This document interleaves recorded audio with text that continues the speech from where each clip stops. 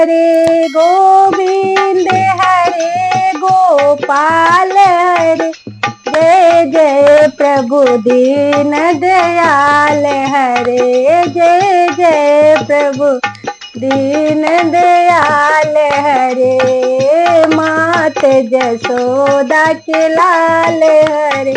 हर हर महादेव। आज मैं एक तुलसी भजन सुना रही हूँ, अच्छा लगी तो लाइफ में कमेंट में बताना। सांवर सांवर तुलसी के हरियर हरियर पातावा, अरे सांवर सांवर तुलसी के हरियर हरियर पातावा, मंजरवा झर झर कि मंजरवा झर झर गिरे ला होया गानावा, मंजरवा झर झर कि मंजरवा झर झर गिरे ला होया गानावा।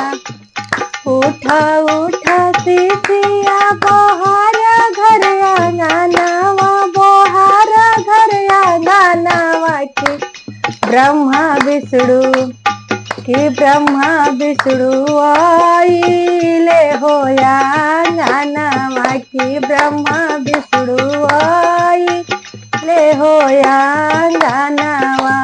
सांवर सांवर तुलसी के हरियर हरियर पातावा, अरे हरियर हरियर पातावा, मंजरवा झर झर कि मंजरवा झर झर गिरे ला होया गानावा, मंजरवा झर झर गिरे ला होया गानावा।